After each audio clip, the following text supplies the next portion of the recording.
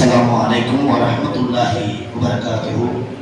إن الحمد لله نحمده ونصلي على رسوله الكريم. أما بعد, கண்ணியத்துக்கும் மரியாதைக்கும் உரிய இந்நிகழ்வின் தலைவர் அவர்களே, போற்றுதற்குரிய மார்க்க அறிஞ பெருமக்களே, மிகவும் கண்ணியத்துக்குரிய இறையில்ல பொறுப்பாளர்களே, பாசத்துக்குரிய சகோதரர்களே, சகோதர சமுதாயத்தை சேர்ந்தவர்களே, அல்ஹம்துலில்லாஹ், அல்லாஹ்வின் தனிப்பெரும் கிருபையினால் இறை இல்லம் ஒன்று கண்டுபிடிக்கப்பட்டுள்ளது. நபிகள் நாயகம் ஸல்லல்லாஹு அலைஹி வஸல்லம் சொல்லி காண்பித்தார்கள், மன் பனா மஸ்ஜிதல் லில்லாஹி பனல்லாஹு பைத்தன் ஃபில் ஜன்னah. யார் அல்லாஹ்வுக்காக ஒரு பள்ளியை கட்டியார்களோ அவருக்காக அல்லாஹ் தஆலா சொர்க்கத்திலே ஒரு மாளிகை கட்டுவதா சொல்லி காண்பித்திருக்கிறார்.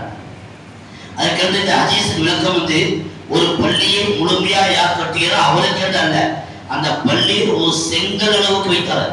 ஏன்? அது கூட இல்லை, அவரால் எதுவும் செய்ய முடியவில்லை. பள்ளி கட்டப்பட வேண்டும் என்று முயற்சி செய்தார், அதற்காக துவா செய்தார்கள். அவனுக்கும் அல்லாஹ் தஆலா பள்ளியை கட்டக்கூடியவனாகிறார். அதுக்கு முக்கியமானது எல்லா ஹதீஸ்களுக்கும் முதலாக ஒரு ஹதீஸ் இருக்கிறது, இன்னமல் அஅமாலு பின்னிய்யாத்.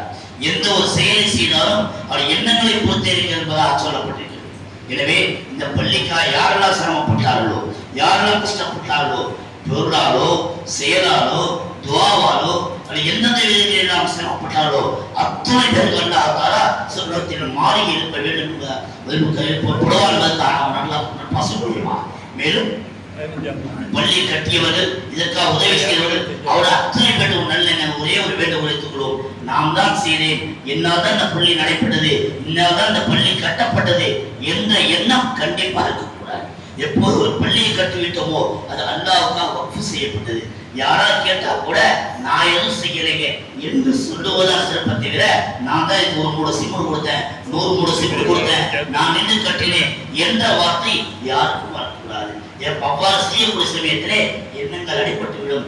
எந்த நோக்கத்திலாக கட்டப்பட்டமோ அல்ஹம்துலில்லாஹ் அந்த நோக்கம் நிறைவேறிவிடும். அதோடு மட்டும் இல்லாமல் நபிகள் நாயகம் ஸல்லல்லாஹு அலைஹி வஸல்லம் பள்ளியாகிய மஸ்ஜித் நபி வெறும் தொழுகை பள்ளி மட்டுமல்ல, உலகத்தில் அத்துணை செயல் அங்கே ஏற்பட்டது.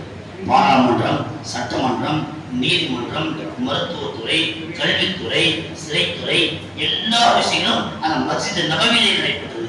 இன்று காலத்தின் சூழ்நிலை பள்ளி என்பது தொழுகைக்காக மட்டுமே வைக்கப்பட்டிருக்கிறது. அவ்வாறு இல்லாமல் இஸ்லாமிய மார்க்க சம்பந்தப்பட்ட அத்துணை வேலைகள் இன்ஷா அல்லாஹ் இந்த பள்ளியிலே குறைஞ்சபட்சம் மார்க்க சம்பந்தப்பட்ட மார்க்க அறிவுக்குரிய மதரசா கண்டிப்பா பக்கத்திலே பள்ளி வீடுகள் எல்லாம் இருக்கும்னு நினைக்கிறோம். இது தெரியல, புதுசா அந்த பள்ளியை கண்டுபிடிக்க ரொம்ப கஷ்டப்பட்டு கண்டுபிடிச்சோம். அதனால இன்ஷா அல்லாஹ் பக்கத்தில் இஸ்லாமிய வீடுகள் இருக்கும் என்று நம்பிக்கிறோம். எல்லா வீட்டிலும் எல்லாம் 100% தொழுகையாளியாக மாற வேண்டும். அதுதான் பள்ளி கட்டுறதுக்கான முக்கியமான நோக்கம். பள்ளி கட்டியாச்சு, ஊர்ல பள்ளி கட்டியிருக்கு என்று பெருமைப்பதற்காக பள்ளி அல்ல. இந்த பள்ளியை கொண்டு அக்கம் பக்கத்தில் இருக்கிற அத்தனை பேரும் 100% இந்த பள்ளி முஹல்லாவாசிகள் அனைவரும் தொழுகையாளியாக வேண்டும். அதற்கும் மேலாக நம்முடைய பிள்ளைகளை மார்க்க கல்வி உள்ள பிள்ளைகளாக, உலக கல்வி கண்டிப்பாக தேவை. உலக கல்விக்கு இஸ்லாமிய மார்க்கம் தடை கிடையாது. உலக கல்வி கண்டிப்பாக தேவை. அதை விட அதிகமாக மார்க்க கல்வி அந்த பிள்ளைகள் கண்டிப்பாக கொடுக்க வேண்டும். எனவே இங்க இருக்கக்கூடிய பிள்ளைகள் அத்தனை பேரும் ஆளுங்களாக வேண்டிய அவசியம் அல்ல.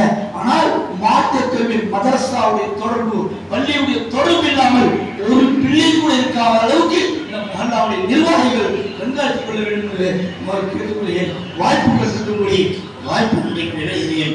ஆஹிர் தஅவானா அல்ஹம்துலில்லாஹி ரப்பில் ஆலமீன். அஸ்ஸலாமு அலைக்கும் வரஹ்மத்துல்லாஹி வபரகாத்துஹு. அதை கேட்டு எல்லா மக்களும் முஸ்லிமான ஈமான் கொண்ட மக்கள் அனைவரும் பள்ளியில் வந்து அமல்கள் செய்கிறார்கள், அந்தந்த தொழுகைகளை நிறைவேற்றுகிறார்கள்.